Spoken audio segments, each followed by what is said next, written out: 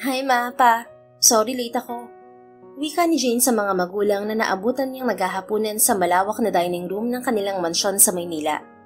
Isang bilyonaryong hasyendero ang ama niyang si Juan Carlos de la Torre.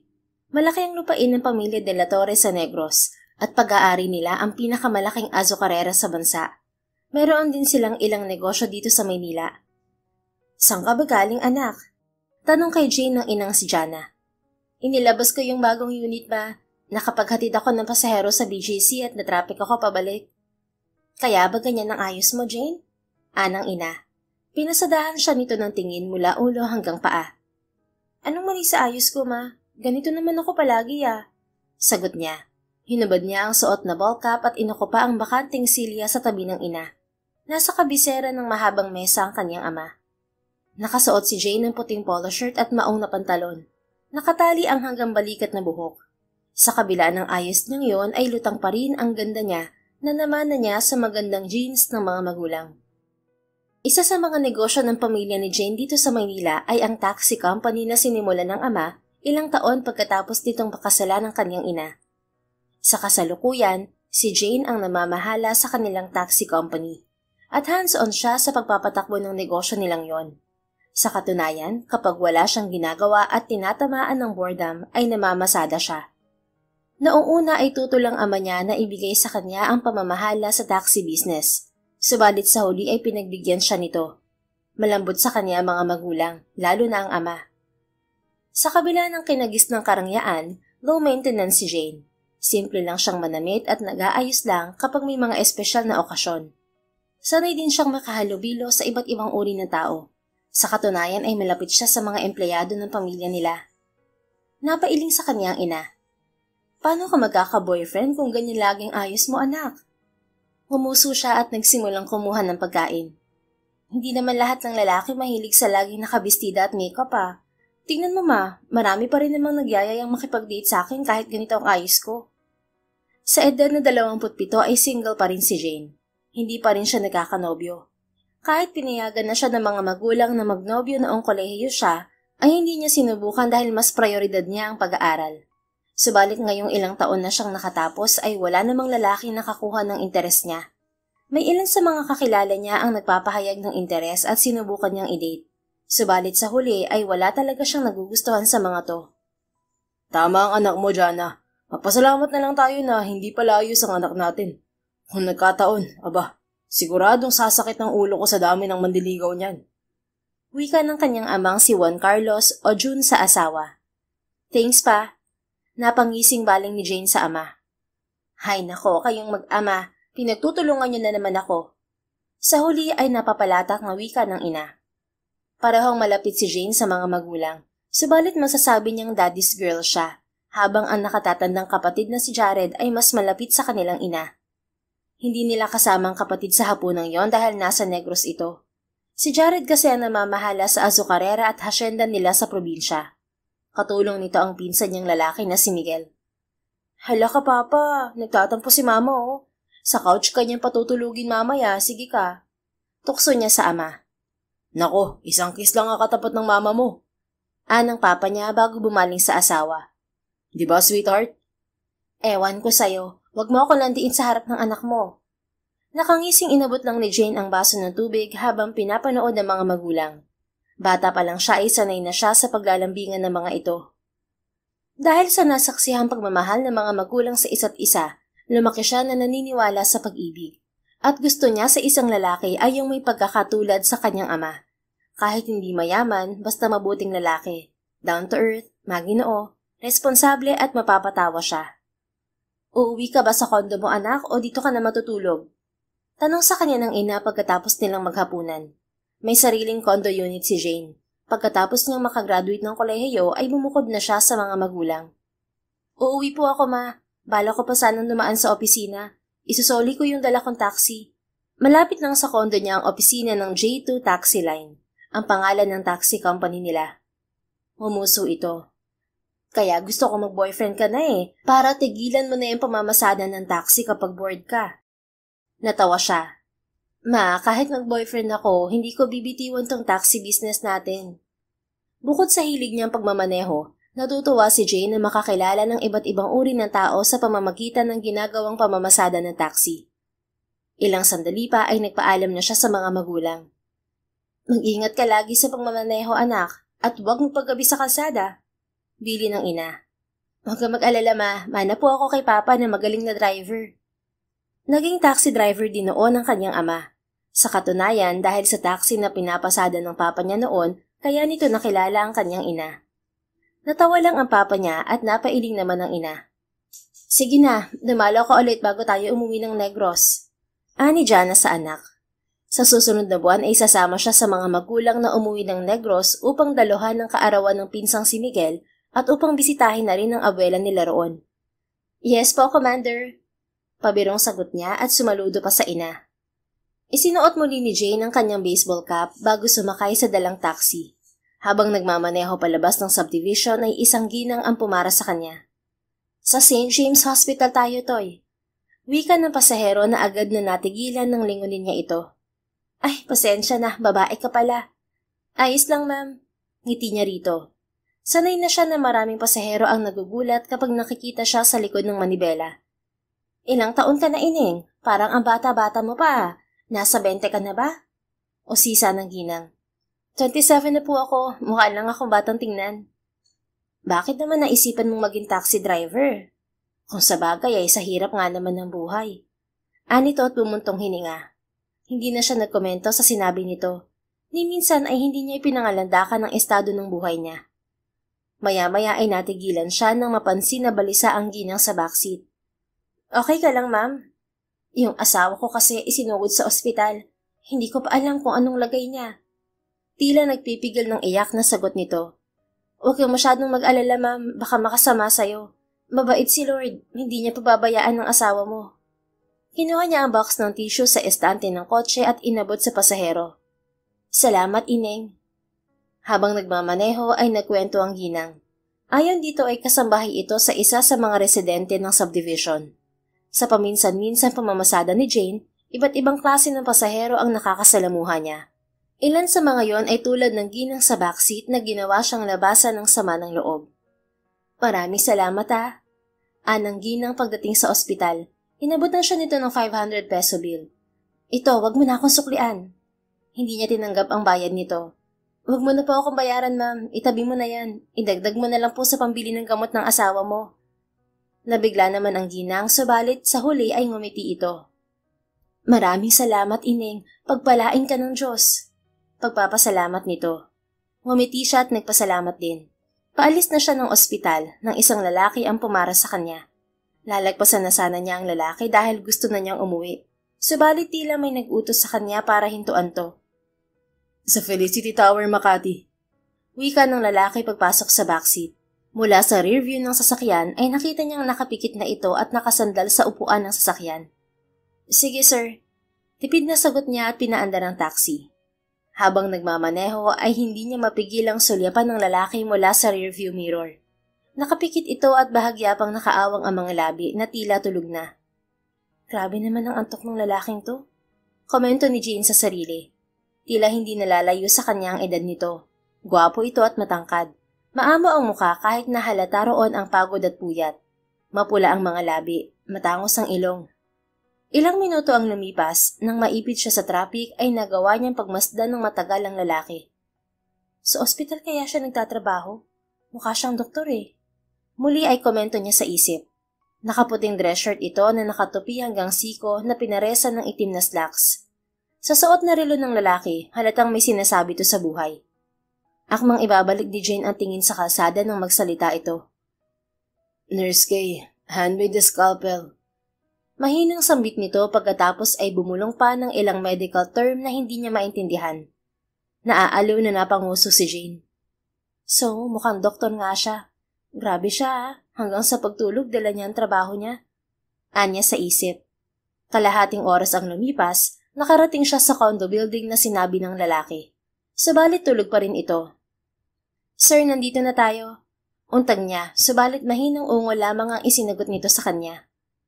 Sir, gising na. Felicity Tower na to. Untag niya sa mas malakas na boses, subalit hindi pa rin ito natinag mula sa pagkakatulog. Pambihirang lalaki. parang patay kapag tulog. Wika niya sa sarili. Bumaba siya ng front seat para puntahan to sa back seat. Ngayong ilang pulgada na lamang ang distansya ni Jane sa lalaki ay lalo niyang napagtanto kung gaano ito kagwapo. Bukod sa maamo ang mukha nito ay makinis yon, tila walang pores. Mahaba rin ang pilik mata nito. Walang dudang ito ang pinakagwapong naging pasahero niya. "Sir, gising na!" Wika niya at tinapik ang braso nito. Hindi nakaligtas sa kanya ang maugat na braso at kamay nito. Ang dami ko namang napapansin sa lalaking to. Anya sa isip.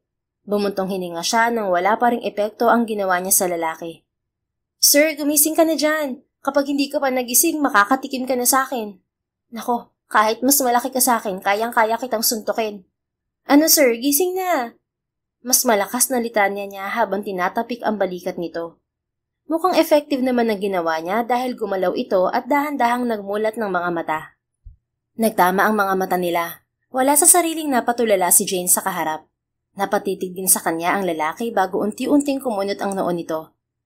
"Teka, sino ka, miss?" Nagtatakang tanong nito at bahagyang luminga. "Nasaan yung taxi driver?" "Ako yung driver nitong taxi, sir." "Ikaw? Taxi driver ka?" Muntik na siyang matawa sa gulat na ekspresyon nito. "Oo, ako nga." Pinagmasdan nito ang mukha niya. "But you're a woman." Tumikhim siya at bahagyang nag-angat ng kilay. "May problema ba sa babaeng taxi driver, sir?" Kumurap-kurap ito bago tumikhim. "Oh, wala naman. Nasaan na tayo? Bakit nandito ka sa tabi ko?" "Nandito na tayo sa address na sinabi mo, sir. Kanina pa kita ginigising pero ang sarap ng tulog mo, kaya kailangan pa kitang tabihan para gisingin." Tumikhim to.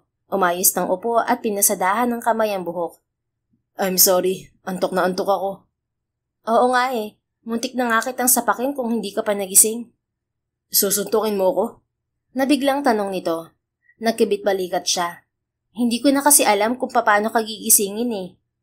"That's a joke, right?" "Oo, joke lang, sir. Sa tingin mo, papayag ako maghimas rehas dahil lang sa isang tulog mantikang pasahero?" "I'm sorry. Pagod lang sa trabaho."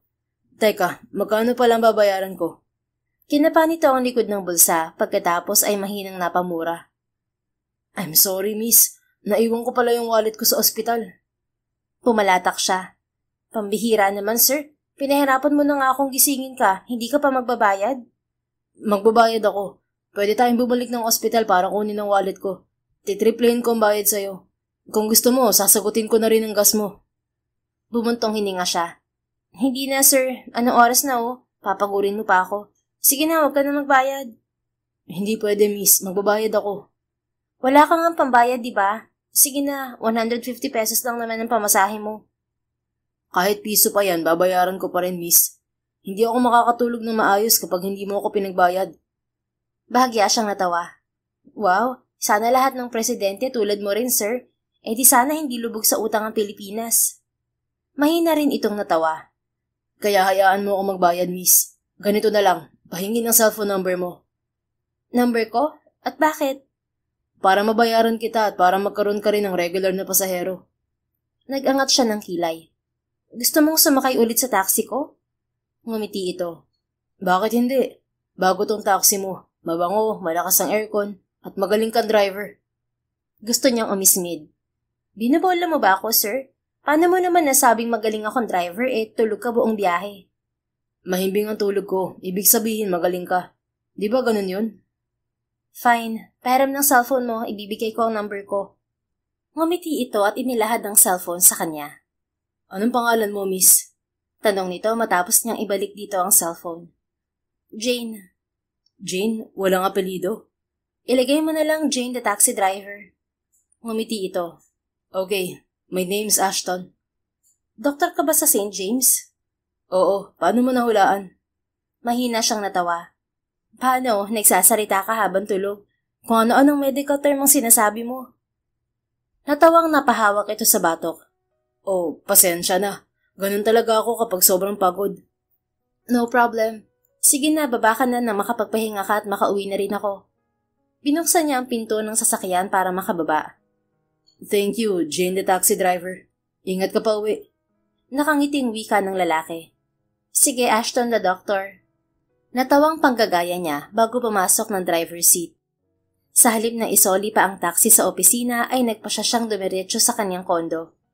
Nang gabing yon, habang nakahiga siya sa kama, ay laman ang isip niya si Ashton. In fairness, ang gwapo talaga ng doktor na yon kahit medyo bangag sa antok. Anya sa isip bago ipikit ang mga mata. Kinabukasan, nag-aalmusal si Jane sa harap ng TV nang magring ang cellphone niya. Kinuha niya yon at sinagot. Hello? Wika niya sa kung sino mang nasa kabilang linya. Hi Miss Jane, this is Ashton. Sana natatandaan mo ako. Bati sa kanya ng pamilyar na baritonong tinig. Wala sa sariling nakagat niya ang ibabang labi. Wow, mas malalim pa ang boses niya sa phone kaysa sa personal. Anya sa isip. Oo naman, natatandaan kita sir. Tinulugan mo ako, hindi ka nagbayad, hiningi mo ang number ko. Paano kita makakalimutan? Idagdag pa na ikaw ang pinakagwapong naging pasahero ko. Dagdag pa niya sa isip. Sa halip na sabihin yun ay iba ang lumabas sa bibig niya. So, bakit ka napatawag? Itatanong ko sana kung available ka mamayang gabi. Bakit? Magpapasundo sana ako dito sa ospital. Magbabayad na rin sana ako ng utang. Okay, sige. Anong oras pa? 10:00 pa rin ba gaya kagabi? 7:00 na lang. Maaga ako ngayon. Sige, 7:00. Nandiyan ako sa ospital, sir. Thank you, miss. Pasensya na kung naistorbo kita. Namamasada ka na yata. Tumikim siya. Hindi pa sir, mamaya ako lalabas para mamasada. Bigla ay napagtanto niya na hindi niya maisusoli ang taxi sa opisina dahil nakapangako na siya kay Ashton na pupuntahan ito at ihahatid pa uwi mamaya. Kung ganon, see you later. Anang lalaki sa kabilang linya. Sige sir. By the way, wag ka muna maghapunan mamaya. Sumabay ka na sa akin. Gusto ko sanang bumawi sa nangyari kagabi. Ha? Hindi na, ano ka ba? Sige na, please. For my peace of mind. Hindi niya alam kung bakit tila may kakaibang epekto sa kanya ang pakiusap ng lalaki. Sa huli ay napanguso siya. Sigurado ka ba dyan sa offer mo? Malakas akong kumain, baka magsisi ka. Walang kaso sa akin yan. Sinabi mo yan ha, walang sisihan mamaya. Mahina itong tumawa sa kabilang linya. See you later, Miss Jane. Isang ngiti ang kusang sumungaw sa mga labi ni Jane nang ibaba niya ang cellphone. Hindi niya maipaliwanag ang pagiging magaan ng loob niya sa doktor. Naisip niya dahil siguro sa maamo nitong mukha. Pagkatapos mag-almusal ay nag-ayos siya para magpunta sa opisina ng kanilang taxi company. Ma'am Jane, kumusta yung bagong unit na inilabas mo? Tanong sa kanya ni Rene, isa sa mga resident car mechanic ng J2 taxi line. Ito ang gumagawa at nagkukumpuni sa mga nasisira at nagkakaaberyang unit nila. Maayos naman po, smooth ang takbo. Sagot niya sa may edad na Ginoo. Kanino mo ipapahawak yung bagong unit? Baka sa akin muna to, Mang Rene. Sa sumunod na mga oras ay naging abala siya sa paperwork at ilang meeting. Napakwento rin siya sa mga driver na naroon. 6:00 ng hapon, nagpaalam siya sa mga empleyadong natira. Dumiretso na siya sa ospital. Pagdating niya sa tapat ng main entrance ng ospital ay saktong tumunog ang cellphone niya. Hi, Miss Jane. Bati ni Ashton mula sa kabilang linya. San ka na, sir? Nandito na ako sa entrance ng ospital. Nasa elevator na. I'll be there in a few minutes. Pahintay na lang ako. Okay, sige.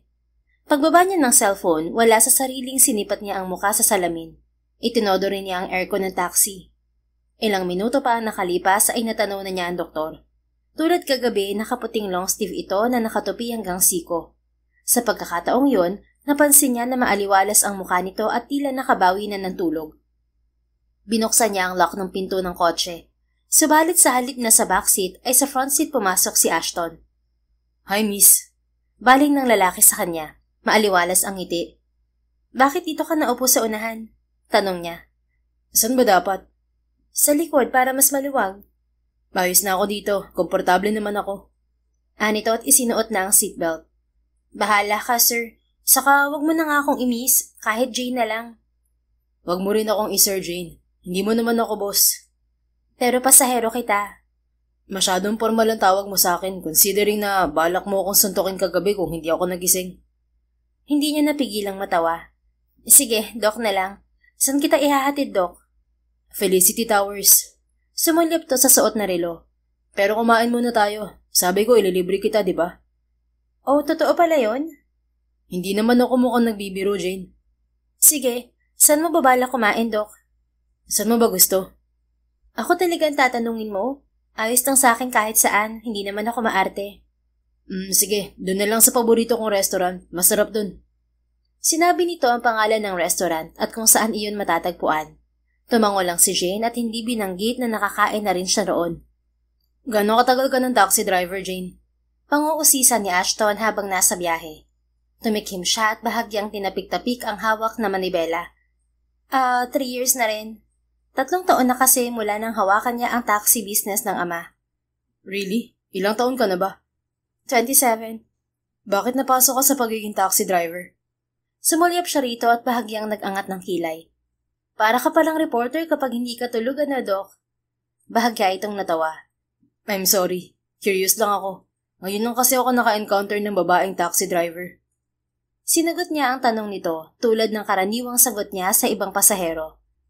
Mahilig ako magmaneho kaya sinubukan ko. Hindi naman para lang sa mga lalaki ang pagiging driver. Kahit sino pwede. Tumango ito. Well, it's true. Pero hindi ka ba natatakot? Uso ang mga krimen. Maraming driver ang nabibiktima ng carnapping at hold-upping sa kalsada. Hay nako, subukan lang nilang hold-upin ako at baka balian ko sila ng buto. Hindi lang halata pero malakas akong manuntok, Doc. Tiwala siyang kaya niyang ipagtanggol ang sarili dahil ilang martial arts discipline ang itinuro sa kanya ng kapatid. Wow, buti pala nagising ako kaagad kagabi. Ngumisi siya. Ikaw, Doc, matagal ka na bang doktor dyan sa St. James? 3 taon na rin. Galing akong Stanford University sa US. Doon ako nag-residency bago ako umuwi dito. Wow, ang talino mo pala. Hirap makapasok sa university na yan You know Stanford? Gusto niyang sabihin na doon din nag-aral ang kapatid niya, subalit pinigilan niya ang sarili. Oo naman, anong akala mo sa akin? Porke taxi driver, walang alam? College graduate din ako, Doc. Hey, I'm sorry. I didn't mean to offend you, Jane. Mabilis na depensa nito. Ngumisi siya. Ito naman, ayos lang. Mukha namang hindi ka nang o-offend. Pero ang talino mo tapos surgeon ka pa. Anong klaseng surgeon, Doc? Cardiothoracic. Napasipol siya. Wow, ang talino mo naman pala talaga. Ilang taon ka na? 32. Talaga? Hindi halata Babyface ka, Doc. Sana all. Ikaw din naman, hindi halatang 27. Natatawang bumaling siya rito. Parang nagbobolahan na tayo dito, Doc Ngumiti ito. I'm telling the truth. You don't look 27. You look like you're only in your early 20s. Sanay siya sa mga pamumuri at pambobola, kaya hindi niya inaasahan ang pag-iinit ng mga pisngi. Napatikhim tuloy siya.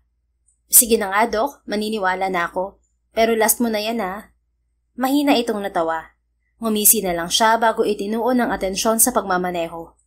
Ilang sandali pa ay nakarating na sila sa restaurant na sinabi nito.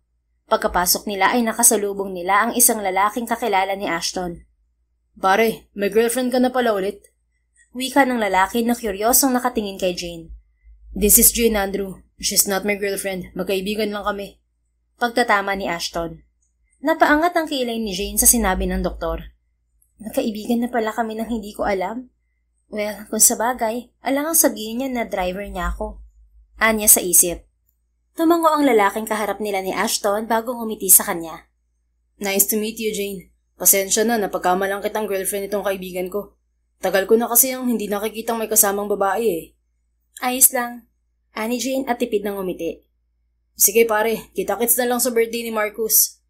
Pumunta ka kahit nandun si Carrie Ani Andrew kay Ashton.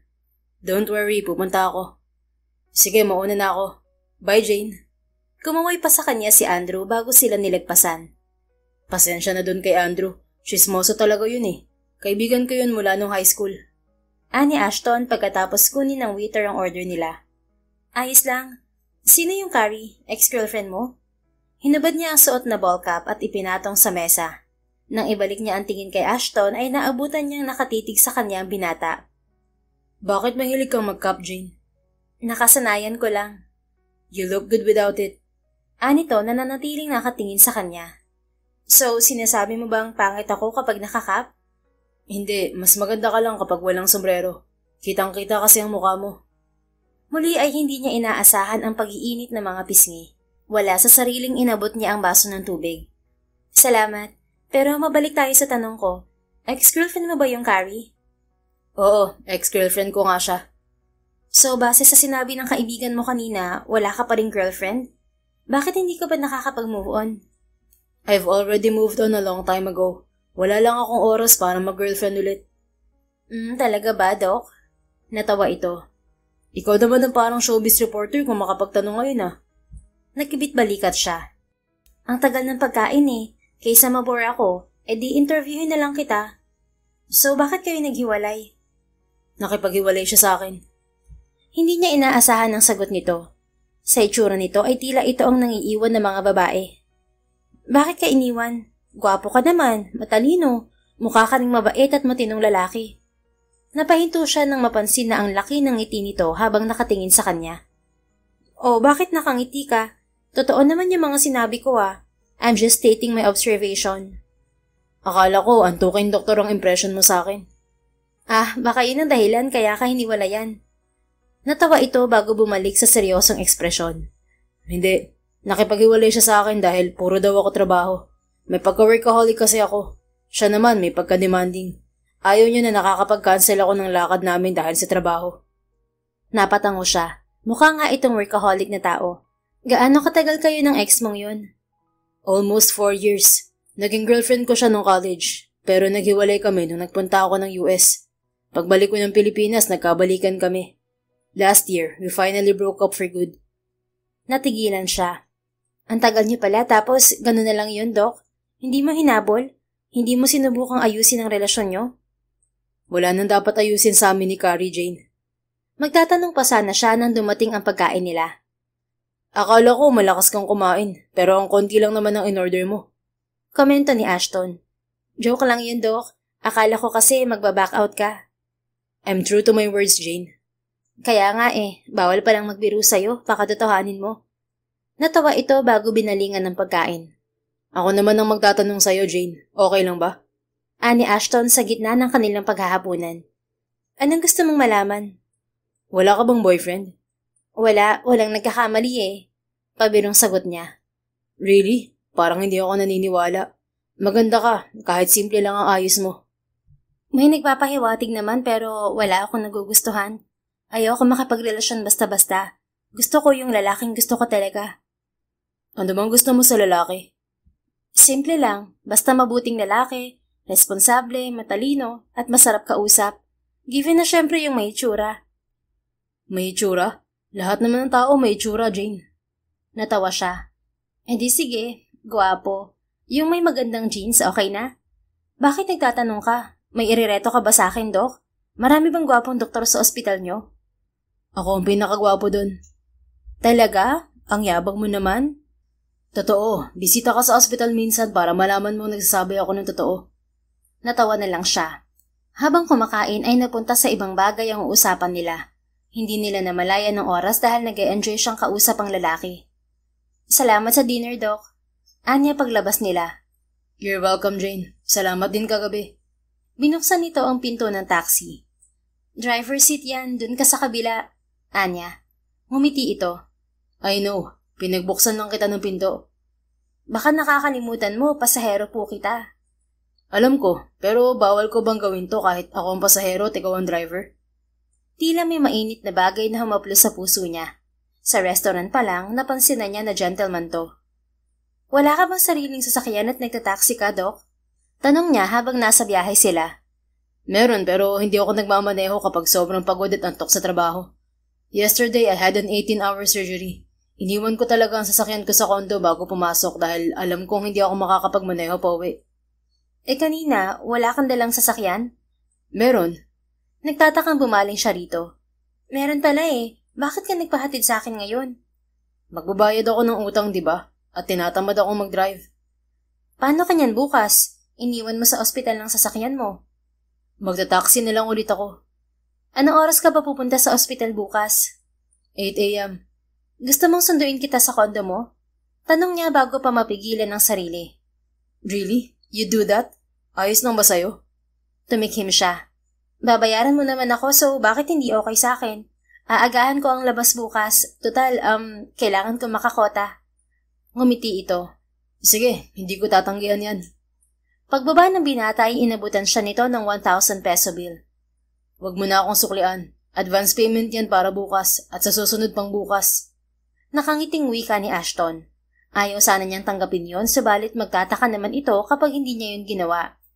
Sige Dok, kinontrata mo na talaga ako Natatawang nagpaalam na ito. Pagdating ni Jane sa kondo niya at paghiga sa kama, ay isang ngiti ang sumilay sa mga labi niya. Hindi niya alam kung ano ang pumasok sa isip niya at nagboluntaryo siyang maging service ng doktor. Hindi pa ba obvious, Jane? Crush mo si Ashton? Wika sa kanya ng isang bahagi ng isip. Bumalik sa kanya ang kakaibang reaksyon niya sa presensya ng binata. Yun ang unang beses na naramdaman niya yon sa isang lalaki. Mukhang attracted siya sa gwapong doktor. Kinabukasan, pasado 7:00 ng umaga ay umalis na siya sa kondo niya. Puting polo shirt at pants pa rin ang suot niya na karaniwan niyang suot kapag namamasada. Subalit sa pagkakataong yun, hindi na siya nagsuot ng sombrero. Pagdating niya sa tapat ng condo building ni Ashton ay naabutan niyang naghihintay na sa labas ang binata. Parehas pa rin ang suot nito sa suot kahapon, subalit pakiwari niya ay mas gumwapo sa paningin niya ang lalaki. Bakit parang mas mabango rin siya ngayon?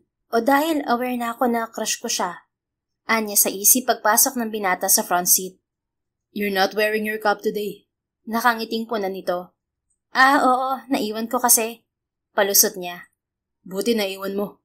Kumunot ang noo niya. Kung makapagsalita ka naman, Dok, parang may ginawang masama sa'yo yung cap ko Natawa ito. I told you, mas bagay sa'yo kapag walang sombrero. Kinagat niya ang ibabang labi para pigilang mangiti. Oo na, salamat. Parang mas bumango pa tong taxi mo Komento nito na suminghot pa. Nakakahiya naman kasi sa espesyal kong pasahero. Special pala ako. Hindi ba special yan? Sinundo kita dito sa kondo mo para ihatid sa ospital? Lumawak ang ngiti nito. Nag-breakfast ka na ba, Jane? Kung hindi pa, ililibre kita ng almusal. May masarap na cafe sa ospital. Oo, kumain na ako. Hindi ako maalis ng walang kain. Pero okay lang naman na magkape na lang ako. Di ka man lang tumanggi. Halatang gusto mo pang makasama si Doc Tukso sa kanya ng isang bahagi ng isip. Pagdating sa ospital, nagpark siya at sumama kay Ashton sa loob. Dinala siya nito sa isang cafe roon. Kape at tinapay yung order niya samantalang rice meal ang sa binata. Salamat sa paalmusal, Doc. Komento niya bago sumubo ng tinapay.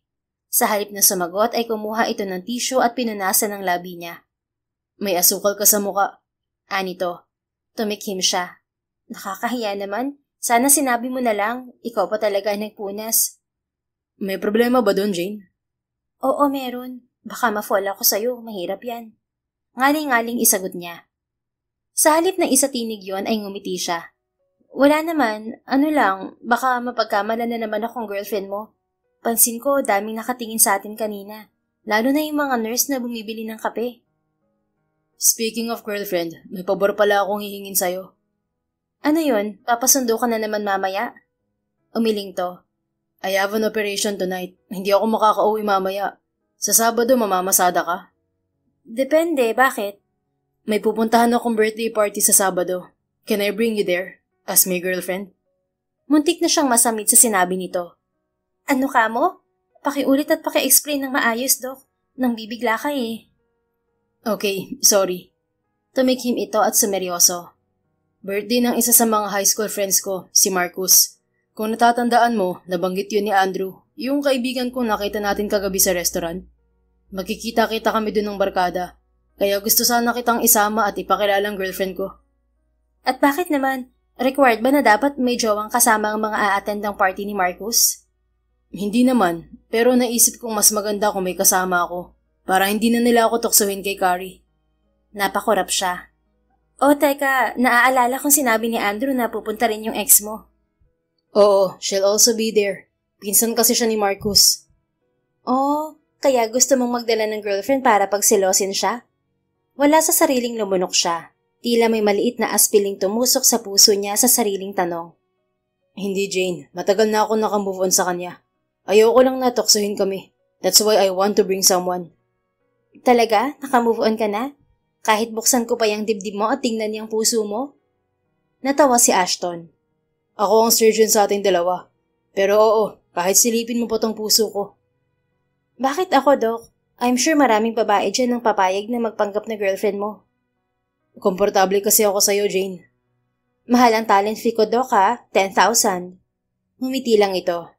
Deal, kahit doblehin ko pa. Sigurado ka talaga dyan? Hindi ako nagbibiro, Jane. Ikaw ang gusto ko. Wala sa sariling napalunok siya. Kung makatingin kasi sa kanya si Ashton ay tila gustong tunawin ng malalim na mga mata nito. Kahit ni ganito lang ako, ni hindi ako pala ayos, Doc. You're pretty in your shirt and jeans, Jane. Nag-init ang mga pisngi niya. Kahit na taxi driver lang ako, baka mapahiya ka kapag nalaman ng mga kaibigan mo na girlfriend ka ng taxi driver. Kumunot ang noon nito. What's wrong with having a taxi driver for a girlfriend? Walang dapat ikahiya sa pagiging taxi driver, Jane. Kapag may mang insulto sa'yo sa mga kaibigan ko, ako ang makakalaban nila. Tila may mainit na bagay na humaplos sa puso niya. Bumilis din ang tibok na yon. Fine, sige, payag na ako. Nagliwanag ang gwapong mukha ni Ashton. Thank you, Jane. Akala ko pag-iisipan mo pa. Sayang ang 20 mil na ibabayad mo eh. Pagdadahilan niya. Ang totoo ay hindi niya talaga kayang tumanggi sa binata. Kapag ganitong nakikiusap na ito sa kanya, ay tila nanghihina siya. Teka pala, sabi mo nandoon din yung kaibigan mo si Andrew. Eh di ba alam niyang magkaibigan lang tayo? Nakangiting umangat ang kilay nito. Pwede nating sabihin na bigla akong umamin ng nararamdaman sa'yo. Tapos ano, tayo na agad-agad. Paano? Nung inamin ko sa'yong mahal kita, sinabi mo sa akin na tayo na. Galing mo namang gumawa ng script, Doc. Bagay ka rin maging writer, ah. Ikaw, bagay ka rin. Na ano? Maging girlfriend ko, sa Sabado. Muntik na siyang masamid kung hindi lang nito dinugtungan ang sinabi. Sa Sabado lang, Doc. Ang mahal ng talent fee mo 20 mil lang ang kaya ko. Natawa siya. Nakakainis. Kuwang-kuwa mo ang humor ko, Doc. Ngumisi ito at pabirong kumindat. Bago pa tuluyang magwala ang puso niya ay pinagpatuloy na niya ang pagkain. Pagkatapos nilang mag-almusal ni Ashton ay nagpaalam na siya sa binata. Mag-ingat ka sa pagmamaneho, Jane. Oo naman, magaling akong driver, no? Ikaw, Doc, galingan mo sa trabaho. Alagaan mo mga pasyente mo. At huwag ka magpapagutom kahit madaming trabaho. Dami mo namang habilin? Girlfriend ka? Tukso sa kanya ng isang bahagi ng isip. Ngumiti lang si Ashton sa mga sinabi niya. Ikaw din, girlfriend. Aba, anong girlfriend ka dyan? Nagpa-practice lang. Pabiro niya itong inirapan bago pumihit palabas ng ospital. Dumiretso siya sa opisina. Wala pa siyang isang oras doon ay nakatanggap siya ng tawag mula sa ina. Yes, ma, napatawag ka. Nasaan ka, Jane? Nandito sa opisina. Bakit po? Nakita ka ng ninang Karen mo sa St. James Hospital kanina, anak. May kasama ka raw gwapong lalaki. Hindi ka raw niya nilapitan dahil busy ka sa pakikipagtawanan at nahiya siyang istorbohin ka. Anang ina, ang tinutukoy na Karen ay ang matalik na kaibigan nito. Nag-init ang mukha niya. Nasa St. James nga po ako kanina, ma. Sino yung lalaking kasama mo? May boyfriend kang hindi mo sinasabi sa akin, anak? Hindi ko yun boyfriend, ma. Doktor yung si Ashton. Kaibigan ko lang. At paano ka nagkaroon ng kaibigan, doktor? Ano, ma? Naging pasahero ko lang nung nilabas ko yung bagong unit. Tapos naging kaibigan mo na? Naku, anak. Baka siya na ang lalaking para sa'yo.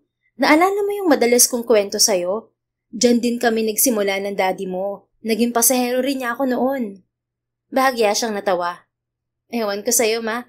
Huwag ka masyadong advance mag-isip. Aminado siyang crush niya si Ashton, pero ayaw niyang lumalim ang nararamdaman sa binata, gayong hindi nga siya sigurado kung nakamove on na ito sa dating nobya. Pagkatapos magpaalam sa ina ay naging abala siya sa trabaho. Sa sumunod na 2 araw ay hindi sila nakita ni Ashton. Biyernes ng gabi, sinundo niya ang binata sa ospital. Gusto mo ng kape, Doc? Tanong niya pagpasok ni Ashton sa front seat. Halata ang pagod at antok sa gwapong mukha nito.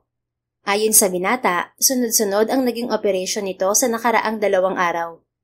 Hindi na, 5 beses na yata akong nagkapisa maghapon. Sige, diretso na tayo sa biyahe para makapagpahinga ka na. Thank you, Jane. Kumusta ka? We haven't seen each other in 2 days. Baling nito sa kanya. Okay lang naman ako. Sinulyapan niya ito. Namumungay ang mga mata nito sa antok, subalit halatang pinipigilan nitong pumikit. Hay nako, Doc, matulog ka na muna. Huwag ka na makipagkwentuhan. Pero gusto ko pa rin marinig ang boses mo, Jane. At bakit naman? Namiss kasi kita. Biglang nagwala ang puso niya. Dok, 2 araw lang tayong hindi nakita. Miss mo na ako agad? Stabler ka ba, Dok, at ang bilis mong ma-attach? Sus, ikaw rin naman. Namiss mo si Dok. Tukso sa kanya ng atribidang parte ng isip. Humalakhak si Ashton. Oo namiss kita, Bini-Bini. Namiss ko ang mga ganyang hirit mo. Ako ba, hindi mo namiss? Hilaan mo, Dok. Pabirong sagot niya. Pumalatak lang ito na ikinatawa niya. Kung alam lang nito kung gaano niya ito namiss sa 2 araw na hindi sila nagkita. Nalabis ang pagpipigil niya na puntahan ito sa ospital. Muli siyang bumaling kay Ashton. Napangiti na lang siya nang makitang tulog na ito. Walang traffic kaya mabilis siyang nakarating sa address nito. Sa halip na ihinto ang sasakyan sa tapat ng condo building ng binata, ay tumuloy siya sa basement parking niyon. Nang alisin niya ang suot na seatbelt, sa halip na gisingin agad si Ashton ay pinagmasdan muna niya ang mukha nito. Ay, gwapo mo talaga, Dok. Kahit pagod, kahit antok, walang pagbabago ang mukha mo. Mahinang sambit niya habang nakatitig sa mukha nito. Jane. Sambit nito habang nakapikit ang mga mata. Nabigla siya nang walang ano-ano'y hatakin siya ng lalaki at ikulong sa mga bisig nito. Napasubsob siya sa leeg ng binata. Ang bango mo, Jane. Pabulong na sambit nito. Namilog ang mga mata niya kasabay ng pagwawala ng puso. Ashton. Untag niya subalit wala siyang narinig na sagot sa lalaki. Napagtanto niyang tulog pa rin ito. Ilang sandali siyang tila estatwa sa bisig ng binata bago siya unti-unting kumalas dito. Pagkatapos ay nagpakawala siya ng buntong hininga. Diyos ko kang lalaki ka. Ang sarap ng tulog mo pero papatayin mo ata ako sa nerbiyos. Bubulong-bulong na wika niya. Hinintay pa niyang kumalma ang puso niya bago ginising si Ashton. Jane? Pupungas-pungas na wika ng binata, kinukusot ang mga mata. Buti naman gising ka na, Dok. Sorry, napasarap na naman ang tulog ko. Oo nga nangyakap ka pa. Kung di lang kita gustong lalaki ka, naku, nasapak na kita. Anya sa isip. Sanay na akong tulugan mo, Dok. Nakangising sagot niya. Bakya itong natawa. Thank you, Jane. Gusto mong umakyat muna sa taas para magkape? Tumikhim siya. Hindi na, magpahinga ka na, Dok. Uuwi na rin ako. Alright, mag-ingat ka pa uwi, Jane. Magpahinga ka rin mabuti, Dok. See you tomorrow. Susunduin kita sa inyo. Teka, hindi mo pa sinasabi sa akin kung saan ka nakatira. Tumikhim siya. Diyan lang ako sa QC pero wag mo na ako sunduin. Ako na lang ang pupunta dito sa kondo mo. Siguradong magtataka ito kapag nalaman nito na sa kondo siya nakatira. Hindi pa niya alam kung kailan sasabihin kay Ashton ang totoong estado niya sa buhay. Jane, parang hindi naman tama yan. Ako dapat ang sumundo sa'yo. Kunot noong sagot nito. Ano kasi, mahihirapan ka dahil masikip yung daan sa amin. Ngumuso ito. Sigurado kang yun lang ang dahilan? Magtataka rin kasi yung nanay ko. Baka isipin niya boyfriend kita. Ngumiti ito. Bakit? Boyfriend mo naman talaga ako Pabirong umirap siya. Ewan ko sa'yo. Huwag ka nang makulit. Baka pitikin kita sa ilong, Dok. Natawa ito at sa huli ay pumayag naman sa gusto niya. Kinabukasan, kahit hapon pa ang usapan nila ni Ashton, ay maaga siyang naging abala sa pagpili ng isusuot na damit. Ayon sa binata, hindi naman formal ang party na pupuntahan nila. Subalit nahirapan pa rin siyang mamili ng isusuot. Alas 5 ng hapon ay nasa tapat na siya ng unit ni Ashton. Pagbukas nito ng pinto ay hindi nakaligtas sa kanya ang tila pagkatulala nito. Pabirong nag-angat siya ng kilay. Ano, Dok? Nag-ayos lang ako, hindi mo na ako nakilala? Nang araw na yon, sa halip na polo shirt at pantalon ay isang pulang dress na ilang pulgada mula sa ibabaw ng tuhod ang suot niya. Naka-heels din siya at naglagay ng manipis na makeup sa muka. Sa halip na itali ay inilugay niya ang buhok. Tumikhim ang binata, nakatitig pa rin sa kanya. Jane, ang ganda mo. Nagwala ang puso niya, subalit hindi niya yun pinahalata sa kaharap. Thank you, Doc. Siyempre ayokong mapahiya ka. Kahit ano pang suot mo, hindi ako mapapahiya. I'll always be proud to introduce you as my girlfriend. Lakas naman mambola ni Doc, kakainis. Pabirong sagot niya. Hindi kita binabola, Jane. Oo na po, naniniwala na. Nakangiting pinapasok siya nito sa loob ng unit nito. Sa halip na igala ang tingin sa kondo nito ay nanatili kay Ashton ang mga mata niya. Ang gwapo-gwapo nito sa itim na polo shirt at maong na pantalon. Pinigilan niya ang sariling matulala rito. In fairness, ang gwapo mo rin, Doc. Stop calling me Doc Binibini. Boyfriend mo ako ngayong araw, hindi ba? Ano pong itatawag ko sa'yo? Mahal na Ginoo? Ashton lang? Pwede ring baby kung gusto mo. Oh, baby talaga? Ang corny mo pala, Doc. Yan ba ang tawag mo sa ex mo dati? Anya. Hindi, sa'yo lang, Jane. Talaga? Naks naman, Ashton. I feel so special. Pabirong sagot niya kahit ang totoo ay tila may paru-parong nagwawala sa loob ng tiyan niya. Natawa ito. Anong sinakyan mo papunta dito? Dala mo ba yung taxi mo? Oo, dala ko. Iniwan ko sa baba. Ngumuso ito. I told you susunduin na lang sana kita pero ayaw mong pumayag. Ayos lang naman. Kaya ko mag-drive kahit naka-heels. Ilang sandali pa ay umalis na sila ni Ashton. Habang sakay sila ng elevator, naramdaman niyang gumapang ang isang kamay nito sa kanya. Napabaling siya sa binata nang tila may kuryenteng nanulay sa kamay niya nang pagsalikupin nito ang mga palad nila. Ayos lang naman na hawakan ko ang kamay mo, di ba, baby? Masuyong tanong nito. Girlfriend mo naman ako ngayon kaya pwedeng-pwede. Kahit halikan mo pa nga. Dugtong niya sa isip. Tila naman narinig nito ang sinabi niya dahil bigla nitong dinala ang mga kamay niya sa labi nito upang patakan ng halik. Thank you, Jane. Sus, welcome Ashton. Sagot niya, pilit pinakaswalang tono. Sa isip niya ay nagtataka siya kung paanong nagawang iwan si Ashton ng ex-girlfriend nito, gayong wala siyang masabi sa kaswitan ng lalaki. Sa bagay, may mga babae talagang tanga. Anya sa sarili. Pagdating sa sasakyan nito, agad na nanuot sa ilong ni Jane ang bango niyon. Ang bango naman itong kotse mo? Nakakahiya kasi sa espesyal kong pasahero. Anito na ginayang isinugot niya rito noon. Natatawang ikinabit niya ang seatbelt. Napangiti naman si Ashton sa reaksyon niya. Jane? Untang nito habang nasa biyahe sila. Ano yon? I realized you haven't told me about your family yet. Napanguso siya. Hindi ka naman nagtatanong kasi. Then, can you tell me something about your family? Bakit curious ka, Doc? Masama bang magtanong tungkol sa pamilya ng girlfriend ko? Kinagat niya ang ibabang labi. Ako ang bunso sa magkapatid. Yung kuya ko at nag-iisang kapatid na si Jared nasa probinsya. Anong probinsya nyo? Negros, taga doon ng pamilya ni Papa. Si Mama taga Batangas. You mentioned your mother the other day. Kasama mo ang parents mo dito sa Maynila? Oo. Pero umuuwi sila minsan sa Negros dahil may lupa kami doon. Anya, lahat naman ng sinabi ni Jane ay totoo. Hindi nga lang alam ni Ashton na ang lupang nabanggit niyang pag-aari ng pamilya nila ay malaking tubuhan at hasyenda. Actually, uuwi pala ako sa Negros next week. Kasama ko ang parents ko. Birthday kasi ng pinsan ko at gusto ring bumisita ni na Papa at Mama kay Lola. Hindi pa ako nakakapunta ng Negros. Talaga? Bisita ka rin minsan, Doc. Maganda doon. Masarap ang pagkain. Bahagyang umangat ang kilay nito. Pupunta ako kung isasama mo ako, para may tour guide ako. Natawa siya. Kung makapagsalita ka, parang may oras kang magbakasyon na. Lagi ka nga busy sa trabaho eh. Antok na antok ka nga palagi pagkakatapos ng duty mo, Doc. Kung ikaw ang mag-iaya sa akin, gagawan ko ng paraan, Jane. Talaga? Ang lakas ko naman pala sa'yo. Siyempre naman, girlfriend kita eh. So, ganyan ka na ngayon, Doc. Hindi mo na pababayaan ng girlfriend mo. Kung ikaw ang girlfriend, hindi kita pababayaan. Takot ko lang na iwanan mo ko. Pabirong umirap siya sa kabila ng pagwawala ng puso. Ewan ko sa'yo.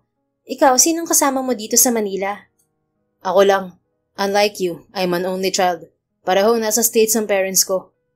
Bakit pinili mong umuwi dito sa Pilipinas? Dahil ba binalikan mo yung ex mong si Carrie?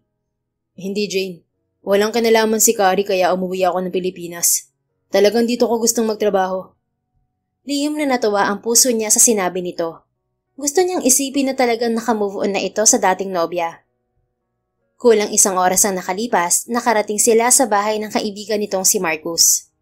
Pagbaba pa lang nila ng sasakyan ay sinalubong na sila ng may kaarawan.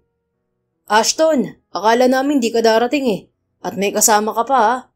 Malaki ang ngiting bati sa kanila ng lalaki.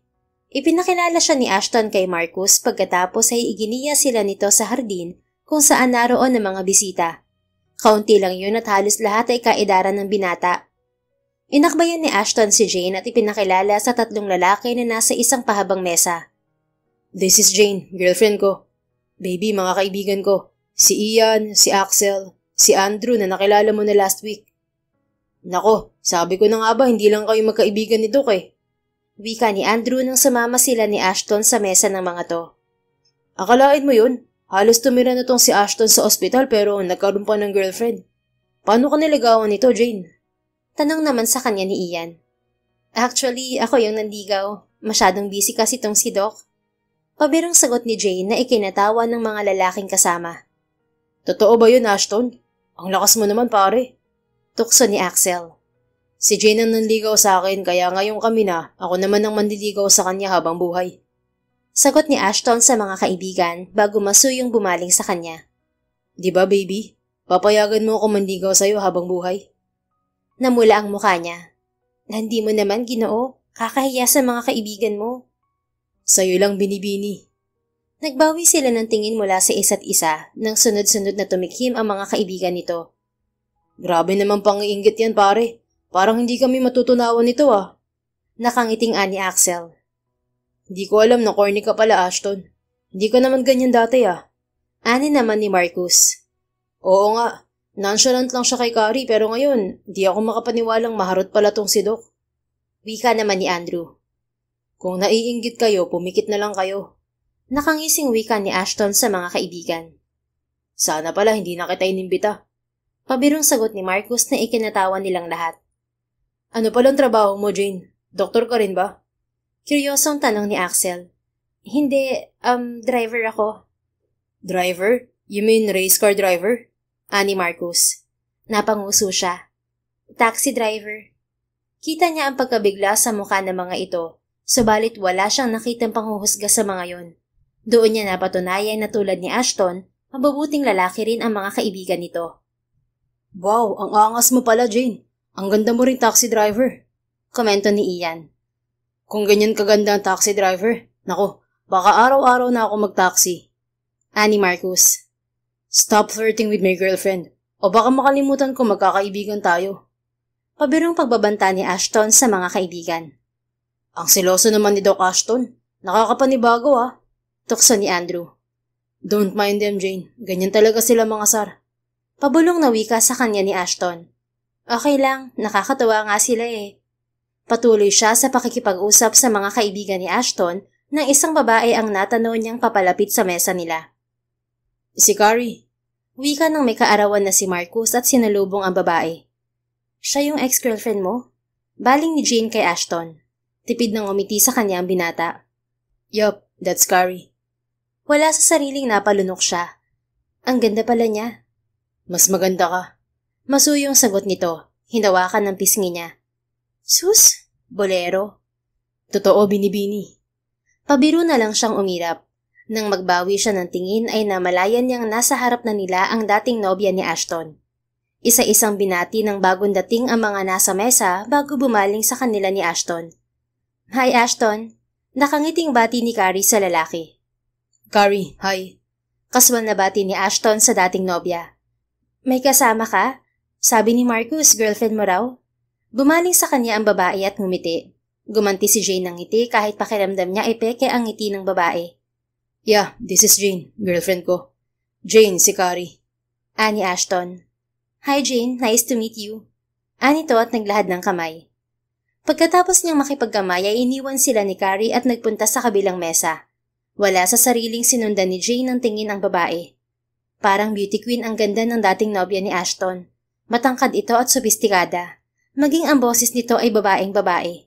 Bigla ay tinubuan si Jane ng insekuridad sa dibdib. You okay, baby? Masuyong baling sa kanya ni Ashton. Humiti siya. Oo naman, bakit hindi ako magiging okay? Good, I just want to make sure you are. Anito at hinalikan siya sa pisngi. Muli ay nagwala ang puso niya. Bumalik rin ang panunokso ng mga kaibigan nito. Ang clingy mo na talaga pare. Ani Marcus. Nakakainggit ka na. Ani Ian.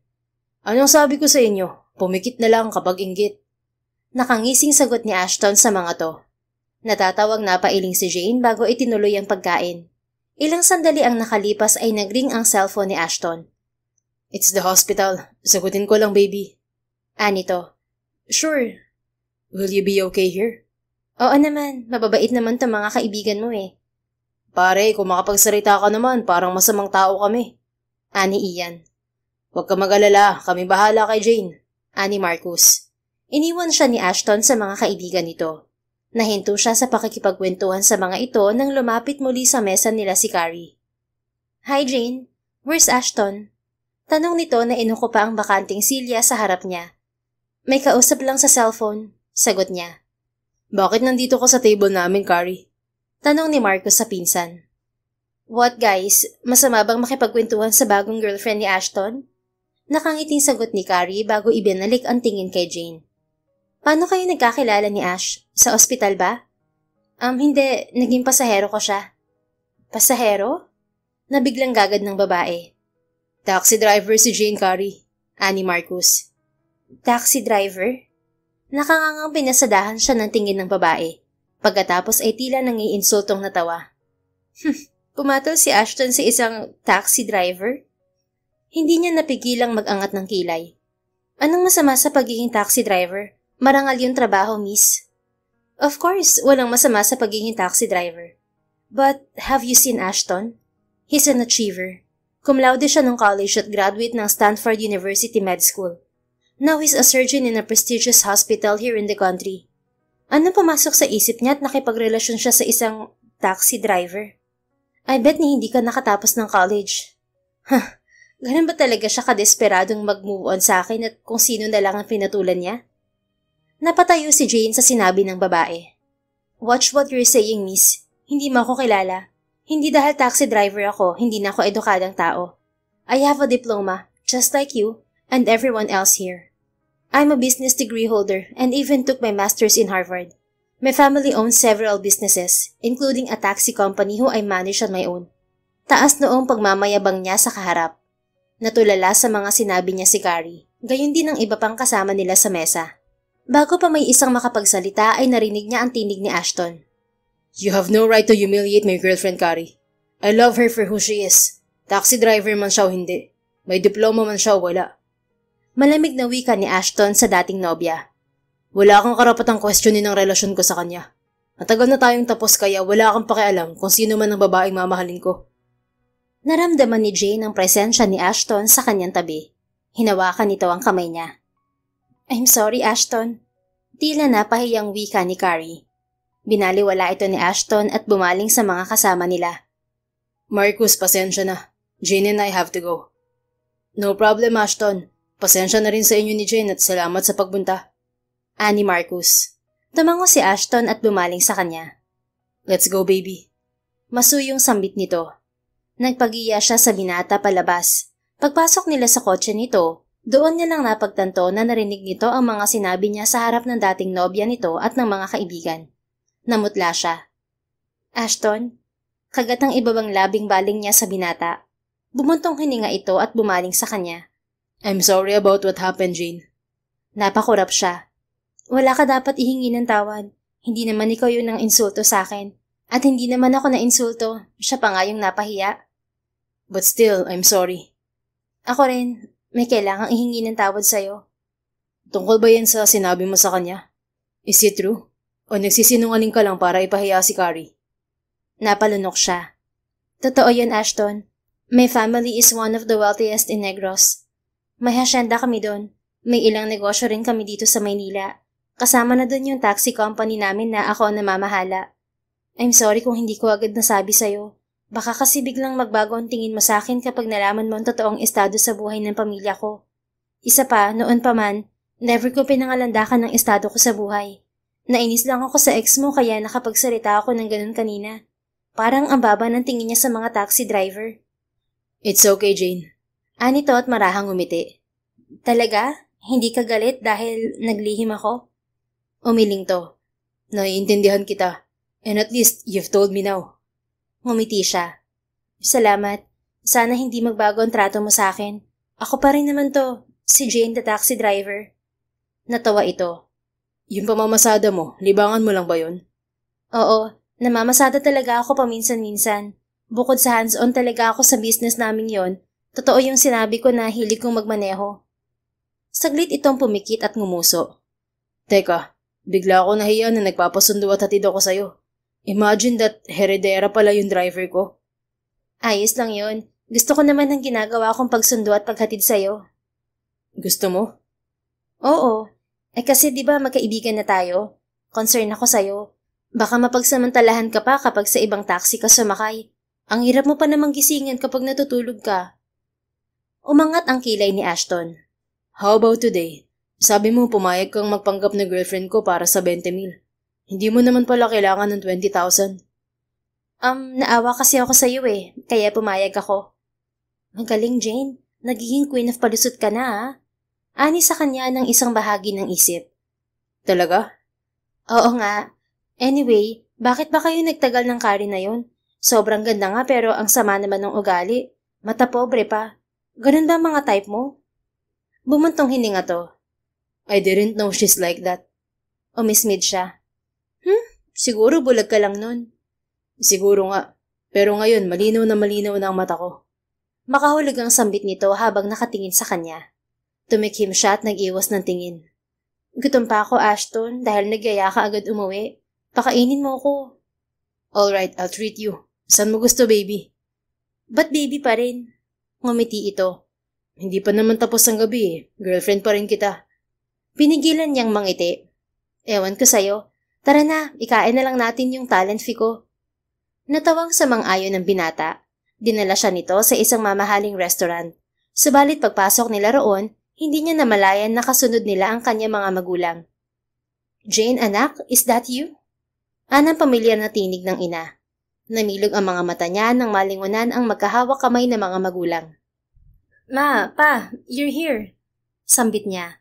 Doon lang niya naalala na paborito rin ng mga magulang ang restaurant na pinagdalhan sa kanya ni Ashton. I didn't expect to see you here. Look at you, you're so pretty, iha. Bumaling ang ina kay Ashton. At sino tong gwapong kasama mo, anak? Are you perhaps Ashton, iho? Ako nga po, ma'am. Nice to meet you. Magilo na sagot ni Ashton. Are you guys on a date? I hope you don't mind my question, iho, but what's your relationship with my daughter? Tanong ng mama niya. Boyfriend po ako ni Jane, ma'am. Namilog ang mga mata ni Jane. May pang-aakusa namang tumingin sa kanya ang ina bago ibinalik ang atensyon kay Ashton. Well, nice to meet you, iho. Ako ang mama ni Jane at ito ang papa niya. Gumanti ng bati ang binata sa kanyang mga magulang. Sa huli, walang nagawa si Jane nang sabihin ng ina na sumama sila sa private room na pinareserve ng mga magulang. Bakit nagpakilala kang boyfriend ko? Pabulong na tanong niya kay Ashton habang nakasunod sila sa mga magulang. Nakangiting umangat lang ang kilay nito. Boyfriend mo naman talaga ako ngayon, di ba? Bahala ka, hindi ka titigilan ni mama. Atat na yung mag-asawa ako. Mukha namang masarap kausap ang mama mo. Bale walang sagot nito na nakangiti pa rin. Tulad ng sinabi niya kay Ashton, habang kumakain ay inulan na ng tanong ng ina ang binata. Itong anak ko, sabi magkaibigan lang kayo. Pumapalatak na wika ng mama niya. Magkaibigan lang talaga kami noong una, tita. Pero itong anak niyo, biglang may gusto na pala sa akin. Sagot ni Ashton. Natawa ang ina. Samantalang namula naman ang mukha ni Jane. Guilty ka kasi totoo naman. Usik sa kanya ng isang bahagi ng isip. Nako, ngayon ko lang nakitang nag-blush ng ganito ang anak ko. Naaaliw na wika ng kanyang ina. Oo, si mama, pinapahiya ako kay Ashton. Nakangusong sumbong niya sa ama. Napasimangot siya nang sa pagkakataong yon ay natawa rin ang papa niya. It's okay, baby. Mahal naman kita. Masuyong wika ni Ashton na lalong nagpapula sa mga pisngi niya. Naging magaan ang dinner nila kasama ang mga magulang. Halatang gusto ng mga ito si Ashton, lalo na ang ama ni Jane na impress sa pagiging surgeon ng binata. Seryoso ka ba din sa sinabi mo kay mama kanina, Ashton? Tanong ni Jane habang sakay sila ng kotse nito pauwi. 10:00 na nang magpaalam sila sa mga magulang. Inimbitahan ng mama niya si Ashton na sumama sa kanila pauwi ng Negros sa darating na weekend. At ang magaling na doktor, umoo sa kanyang ina. Of course, Jane. Pinag-isipan mo ba yung sagot mo, Doc? Akala nila boyfriend kita. Kapag sumama ka sa Negros, kailangan mong patuloy na umaktong boyfriend ko. I don't mind. Effective naman ang acting natin kanina, di ba? Naniwala ang parents mo na boyfriend mo ako. Ngumuso ito. Ayaw mo ba akong isama? Akala ko payag kang ipasyal ako. Paano ang trabaho mo? 3 araw kami doon. Bali walang umiti lang ito. Don't worry about it. Gagawa ako ng paraan para makasama ako. Napakurap siya. Hindi niya inaasahan ang sinabi nito considering na workaholic tong tao. Sigurado ka dyan? Gusto mo talagang sumama? Saktong huminto ang sasakyan dahil sa stoplight. Humarap to sa kanya. Gusto ko, Jane. Gustong gusto. Napalunok siya at tumikhim. Okay, sige. Sasabihin ko kay mama na sasama ka talaga. Ang lakas mo mang uto, no? Nauto mo agad ang parents ko. What can I say? Malakas ang charm ko eh. Nakangising kumindat ito bago ibinalik ang tingin sa kalsada. Ilang sandali ay nakarating sila sa condo building niya. Kaya pala ayaw mong magpasundo sa akin kasi ayaw mong ipaalam na sa condo ka nakatira. Ani Ashton. Guilty siyang ngumiti. Sorry na, Doc. Akala ko ba hindi ka galit? Pumalatak ito. Tatanggapin ko yung sorry mo kapag ipinasyal mo ako sa Negros. Oo na, ipapasyal na nga kita, diba? Happy ka na po? Lumaki ang ngiti nito. Where's my good night, miss? Good night, Doc. Doc na lang ba talaga? Hindi na baby? Feel na feel mong maging boyfriend ko ah. Hindi pa naman tapos ang gabi. At extended ang pagiging boyfriend ko hanggang sa weekend. Napanguso siya. Dami mong alam, Mr. Ashton Sandejas. Sige na, good night na. Mag-ingat ka po pa uwi. Lumapit ito sa kanya upang buksan ang pinto ng front seat. Subalit bago siya nito pakawalan ay hinalikan siya nito sa sulok ng labi. Good night, baby. Malambing na sambit nito. Nagulat man siya ay hindi niya pinahalata. Good night. Anas niya at tulalang pumaba ng kotse. Pagdating niya sa loob ng unit niya ay napahawak siya sa dibdib.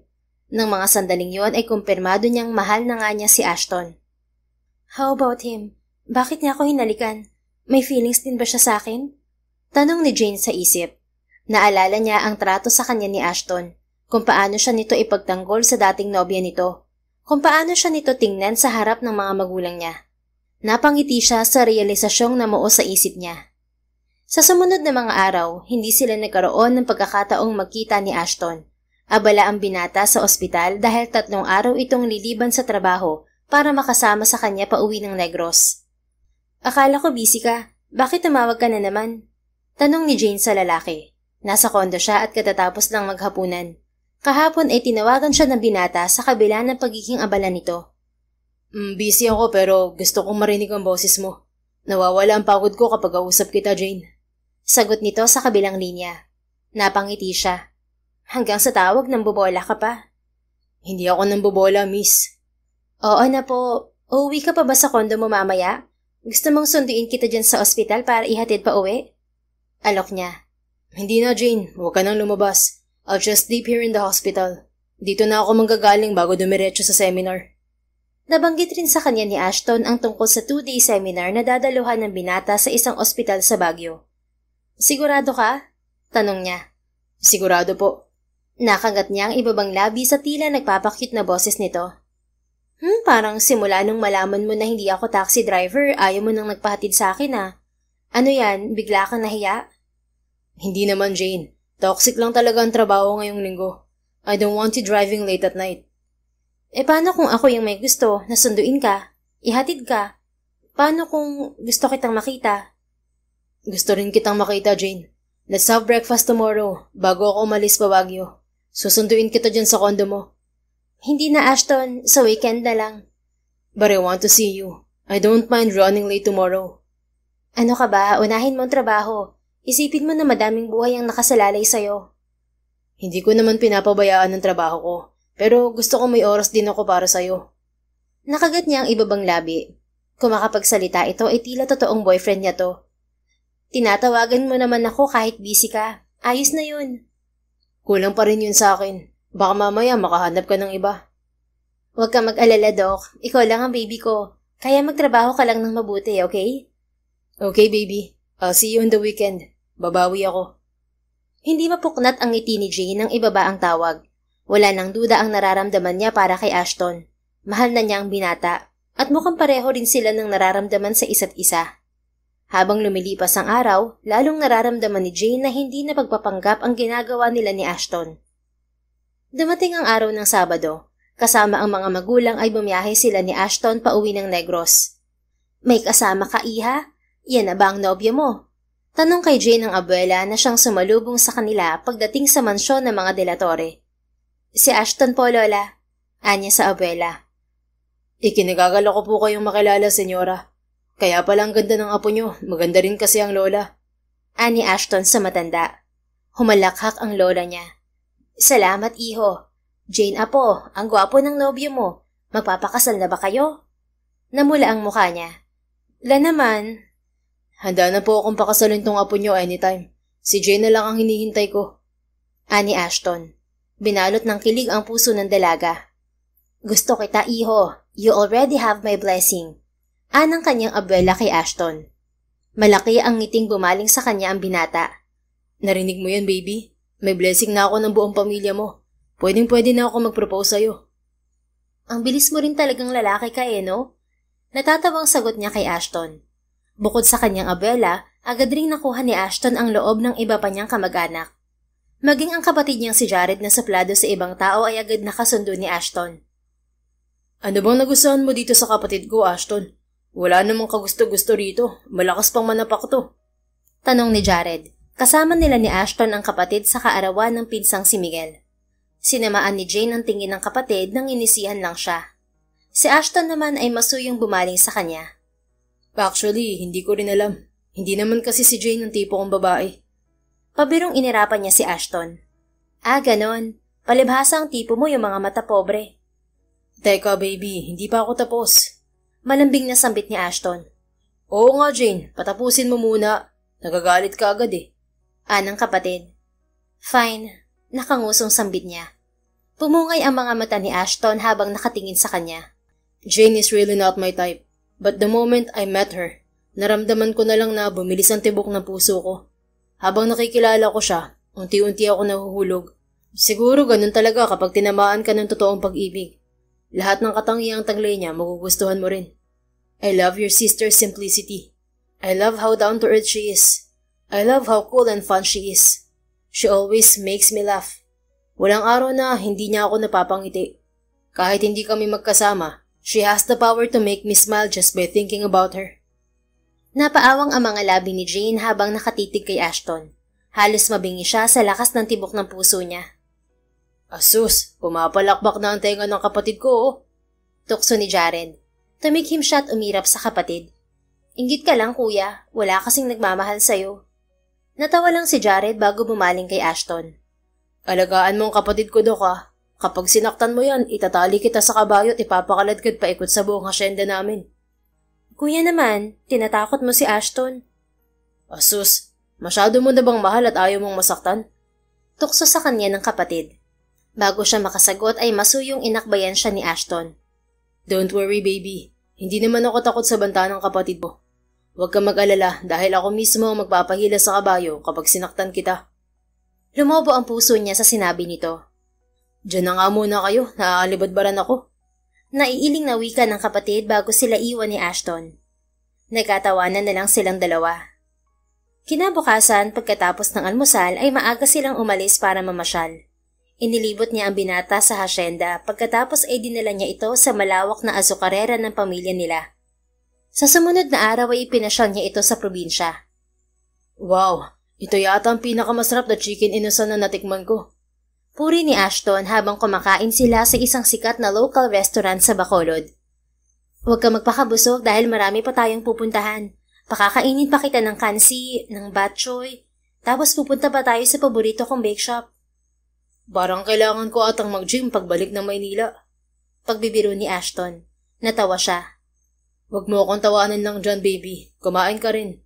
Pumiraso ito ng manok at isinubo sa kanya. Sarap ba? Tumango si Jane. Sa halip na bumalik sa pagkain ay bigla nitong hinalikan ng mga labi niya. Sarap nga. Nakangising wika niya rito. Inirapan niya ang binata, subalit hindi niya naitago ang ngiti. Pagkatapos nilang kumain ay dumiretso sila sa Talisay para pasyalan ang pamosong The Ruins Mansion. Madilim na nang makabalik sila ni Ashton sa mansyon ng kanilang pamilya. Dumiretso sila sa kanya-kanyang silid para magpahinga. Ilang minuto ang nakalipas ay pinuntahan siya ng isa sa mga kasambahay nila. Ma'am Jane, pinapabigay ni Arnold. Naiwan niyo raw sa sasakyan. Inabot sa kanya ng kasambahay ang isang cellphone. Pinabababa na rin kayo ng lola niyo para sa hapunan. Kay Ashton to. Wala sa sariling wika niya. Nagpasalamat siya sa kasambahay bago nagtungo sa silid ni Ashton. Nasa tapat na siya ng pinto nang umilaw ang cellphone sa isang text. Natigilan siya nang makita ang pangalan ng nag-text. Si Carrie, ang dating nobya nito. Ashton, I need to talk to you. Let's meet please.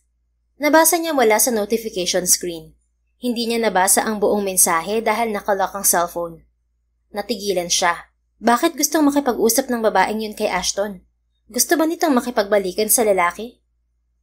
Kinagat niya ang ibabang labi at kinatok ang pinto. Tumambad sa kanya si Ashton na bagong ligo at walang suot na pang-itaas. Nawala sa isip niya ang mensahe ng ex nito at wala sa sariling napatitig sa katawan ng binata. Ano yun, Binibini? Bakit nakatitig ka po sa abs ko? Pabirong tanong ni Ashton. Tumikim siya at bahagyang namula. Huwag mong ibalandra kung ayaw mong may makakita, Dok. Ngumisi ito at kumindat. Wala naman akong sinabing bawal kahit hawakan mo pa. Natawa siya. Wow, kapal mo naman, Dok. Bakit ka nandito, Jane baby? Miss mo ba ako agad? Pabiro siyang umirap. Naiwan mo po kasi yung cellphone mo sa sasakyan. Inabot niya rito ang cellphone. Akala ko naman na miss mo ako agad. Natawa siya. Malapit na ring maghapunan, sumunod ka na sa baba. Hintayin mo na ako, sabay na tayo. Eh di mag-t-shirt ka na. Ayaw mong tumitig muna. Natatawang inirapan niya ito. Ngumisi lang ito bago mabilis na nagsuot ng kamiseta. Pagkatapos ay hinawakan ito ang kamay niya. Let's go, baby. Bahagya niyang sinulyapan ang cellphone nito na basta na lamang nitong ipinatong sa mesa. May nag-text yata sa cellphone mo. Hindi mo muna titingnan? I'll just check it later. Baka importante, Ashton. I'm sure it's not. Sinabi ko sa ospital na tumawag lang kapag may emergency. Sa sinabing yun na binata ay tuluyan niyang nakalimutan ang text ni Carrie. Kahit gusto mang makipagbalikan ng babae kay Ashton, malinaw na hindi na ito gusto ng binata, na siya na ang mahal ni Ashton. Ramdam ni Jane sa mga ipinapakita sa kanya ng binata na pareho lang sila ng nararamdaman sa isa't isa. Pagbalik nila sa Maynila, aamin siya sa binata at kukumpirmahin niya ang nararamdaman nito para sa kanya. Bakit tahimik ka? What are you thinking? Untag ni Ashton. Sandali kasi siyang napahinto pagbaba nila ng hagdan. Nakangiting bumaling siya rito. Masaya ako na kasama kita ngayon, Ashton. Sa 3 araw na kasama niya ang binata ay walang pagsidla ng kasiyahan ng puso niya. Masuyo itong umiti. Me too, Jane. Thank you for bringing me here with you. Thank you for letting me meet your family. Thank you for letting me spend this special time with you. Masaya ako na lalo pa kitang nakilala, Jane. Masayang masaya. Hinawakan ni Ashton ng pisngi niya. Akmang maglalapit ang mga labi nila subalit isang tikhim ang nagpahiwalay sa kanila. Akala ko maghahapunan pa lang tayo. Bakit parang magde-dessert na kayo? Wika ni Jared. Binigyan ni Jane ng matalim na tingin ang kapatid na nakangisi lang silang nilagpasan. Ikaw kasi, baka isumbong ka nun kay Papa. Pabirong tukso niya kay Ashton. Eh di pananagutan kita. Sira, halika na nga. Kinabukasan, nagising si Jane sa isang katok. Pagbukas niya ng pinto ay bumungad sa kanya si Ashton. Nagtaka siya nang makitang nakaayos ang binata. Bagong ligo ito at gwapong-gwapo sa suot na polo shirt at pantalon. Ashton, may pupuntahan ba tayo na hindi ko alam? I'm sorry, Jane. Kailangan ko maunang bumalik sa Maynila. Bakit? Mamayang hapon pa ang nakaschedule nilang flight pabalik ng Maynila. Tila may tumusok sa puso niya nang maalala ang text message dito ng dating nobya. Kaya ba uuwi si Ashton dahil pumayag itong makipag-usap sa babae? Nagkaroon ng emergency ang isang pasyenteng hawak ko. We scheduled an operation this afternoon. Oh, daig pa niya ang nabunutan ng tinik sa sinabi nito. May plane ticket ka na? Bumili ako kanina. Nakapagpaalam na rin ako sa pamilya mo. My flight is 9 a.m. Hinintay lang kitang magising bago ako umalis. Teka, sasama na ako pabalik sa'yo. Hindi na, Jane. Sumabay ka na sa parents mo mamaya. I can manage. Sa ospital na rin ang diretso ko pagbaba ng airport. Kinagat niya ang ibabang labi at tumango. Mag-ingat ka. Ngumiti ito. I'll see you tomorrow, okay? Pupuntahan kita sa condo mo mamayang gabi pagkatapos ng operation ko. I have something to tell you. Tumango siya dahil siya man ay may sasabihin dito. Nang mga sandaling yon, gusto na niyang sabihin kay Ashton ang totoong nararamdaman. Subalit pinigilan niya ang sarili. Nagmamadali ang binata at hindi ito ang oras para doon. Tawagan o i-text mo ko pagdating mo sa Maynila. Opo. Masuyong sagot nito. Bago pa niya pinigilan ng sarili ay kinabig na niya si Ashton upang halikan. Nabigla ang binata at hindi agad nakatugon sa kanya. Nahihiyang umuso at lumayo siya rito. Shit, sorry. Kagigising ko lang pala, hindi pa ako nakapag-toothbrush. Hindi na niya natapos ang sinasabi dahil kinabig na siya nito at siniil ng halik. Tila inilipad ang kaluluwa niya sa halik na yon. Wala akong pakialam kung hindi ka nag-toothbrush. I'd still kiss you, baby. Nabigla lang ako kanina. Wika ni Ashton nang pakawala ng mga labi niya. Napangiti siya. Sige na, baka malate ka. Isang kiss pa. Hirit nito bago muling sinakop ang mga labi niya. Walang puknat ang ngiti niya nang maghiwalay sila. Kita ko yung tukaan yun ni Ashton.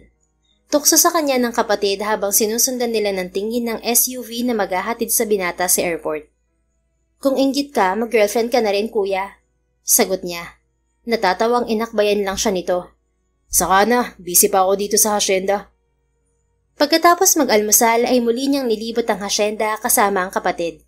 Sa sumunod na mga oras ay inabangan din niya ang tawag ni Ashton. Subalit hanggang sa dumating ang oras ng flight nila ng mga magulang ay hindi siya nakatanggap ng tawag o text mula kay Ashton. Nang subukan niya itong tawagan ay hindi ito sumasagot. Napuno ng pag-aalala ang puso niya. Paano kung may nangyari na palang masama sa binata? O paano kung nakalimutan itong tumawag sa kanya dahil nakita na pala ito at ang dating nobya? Paano kung totoong umuwi si Ashton upang makausap si Carrie? May tiwala ako kay Ashton. Hindi siya magsisinungaling sa akin. Anya sa sarili. Subalit kahit na may tiwala siya sa lalaki at sa mga ipinaramdam nito sa kanya, ay hindi mawala sa isip niya ang nabasang text message ni Carrie. Kanina ka pa hindi mapakali, Iha. I'm sure Ashton is safe. Baka nalobat o na-misplace lang niya ang cellphone niya. Wika sa kanya ng ina. Hindi niya maisatinig sa ina na bukod sa pag-aalala niya sa kalagayan ng binata, inaalala niya ang babaeng nagtatangkang bumalik sa buhay nito. Pagdating nila sa Maynila, agad siyang dumiretso sa ospital. Ayon sa nurse na nakausap niya, kasalukuyang nasa operating room si Ashton. Sa halip na umuwi ay naghintay siya sa labas ng opisina nito. Kulang isang oras ang nakalipas, natanaw niya ang papalapit na si Ashton. Jane! Nabiglang bati ng binata. Ashton! Why are you here? Huwag mo sabihin dito ka dumiretso. Marahang hinawakan nito ang braso niya at iginiya siya sa loob ng opisina nito. Oo, hindi ka kasi tumawag o nag-text. I'm sorry baby, nawala ang cellphone ko sa airport. Hindi ko na hinintay na mahanap dahil nagmamadali ako kanina. I was planning to go straight to you after my operation. Sorry kung dito ako dumiretso. Nag-alala kasi ako. I'm sorry for making you worry. Napalunok siya. Nag-alala din ako na baka puntahan ka ng ex-girlfriend mo. Naisip ko na baka hindi mo ako kinontak dahil nakita kayo ni Carrie. Kumunot ang noo nito. Ano? Nabasa ko yung text niya sa'yo kahapon, Ashton. Gusto niyang makipag-usap sa'yo, di ba? Gusto niyang makipagbalikan? Bumuntong hininga si Ashton. Oo, nag-text siya sa akin at sinabi niyang mahal pa niya ako. Pero sinagot ko siya at sinabi ko na wala na akong plano makipag-usap sa kanya. Na hindi na ako babalik sa kanya. Dahil matagal na akong nakamove on. At may babae na akong mahal. Kinagat niya ang ibabang labi. Yung babaeng yon, sino? Ako ba, Ashton? Kumislap ang mga mata nito.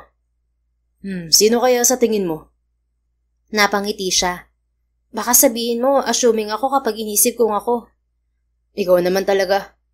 Masuyo nitong hinawakan ng pisngi niya. Mahal kita, Jane. Lahat ng ipinakita ko sa'yo, walang halong pagpapanggap. Lahat ng sinabi ko sa pamilya mo, totoo. I fell in love with you the first time I laid my eyes on you. Simula nung araw na magkita tayo, hindi ka na nawala sa isip ko. Kaya ako nakiusap sa'yo na magpanggap kang girlfriend ko. Hindi para pagsilosin si Carrie. Hindi para ipamukha sa kanya na nakamove on na ako. Kung hindi dahil gusto kong mapalapit sa'yo. Gusto kong ipakita sa'yo kung paano ako bilang boyfriend at baka sakaling mahulog ka sa akin. Sinalubong niya ang mga mata nito. Mahal din kita, Ashton. Una pa lang na nagtama ang mga mata natin, may naramdaman na akong kakaiba para sa'yo. Akala ko simpleng crush lang kita, pero habang magkasama tayo, napagtanto ko na hindi lang simpleng pagkagusto ang nararamdaman ko, kundi pagmamahal na. I love everything about you, Doc, kahit yung pagiging tulog mantika mo. Hinaplos nito ang pisngi niya. Sa'yo ko lang naramdaman ng ganitong klaseng pagmamahal, Jane. I love you more than anything, baby. Even more than my profession. Ipinapangako ko, kahit demanding ang trabaho ko, hindi ako mawawala ng oras sa'yo. I will always have time for you. At hindi ako magkukulang sa'yo. Mahal ko ang lahat-lahat sa'yo, Ashton. Tanggap ko kung sino ka at kasama sa minahal ko sa'yo ay kung gaano ka kapassionate sa trabaho mo. Kaya ipagpatuloy mo lang yan. Wala kang dapat na isakripisyo para sa akin. I love you, Jane. Taxi driver ka man, heredera, o kahit ano pang gusto mong maging sa buhay. Hindi magbabago nararamdaman ko para sa'yo. Hindi na niya napigilan pa ang sarili. Hinila niya ang damit ng binata at siniil to ng halik. So, you're my girlfriend now, for real? Masuyong tanong nito nang pakawala ng mga labi niya. Tinatanong pa ba yan, Doc? Ako na nga ang unang humalik sa'yo, oh. Natawa ito bago muling sinakop ang mga labi niya. I love you, Jane, the taxi driver, Jane the heredera, and future Mrs. Jane Sandejas. Maka-future Mrs. Jane Sandejas ka dyan? Mag-propose ka muna. I will, baby. Hayaan mong paghandaan ko yan. Hindi na kailangan. Hindi ko kailangan ng romantic proposal. Hindi ko kailangan ng engagement ring. Ikaw lang sapat na. Then, please marry me, baby. I want to be with you forever. I promise to love you until the end of our lives. So please marry me and be my wife. I will. Magpapakasal ako sa'yo, Ashton. Buong pagmamahal na tugon niya sa binata. Wala nang bawian yan, baby, ah. Kumikislap ang mga matang natawa siya. Wala na talaga. Sayong-sayo na ako. Sa akin ka naman. Binuhat siya ni Ashton at siniil ng marubdob na halik. Kumapit siya sa katawan ng binata at buong pusong ibinuhos ang pagmamahal dito sa pamamagitan ng halik. Isang linggo ang lumipas. Formal na nagpropose si Ashton sa harap ng mga magulang niya. 3 buwan ang nakalipas, ginanap ang pag-iisang dibdib nila ni Ashton.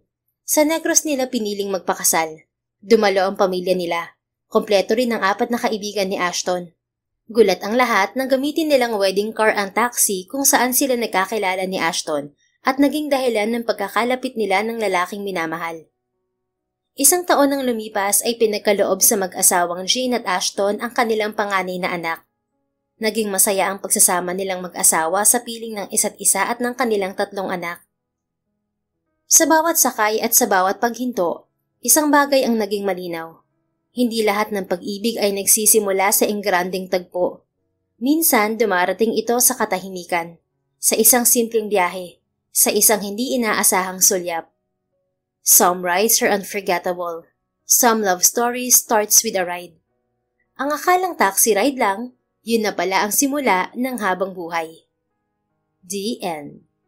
Kung nagustuhan mo ang istoryang ito, please don't forget to like, comment, and share it with your friends. Your support really makes a difference.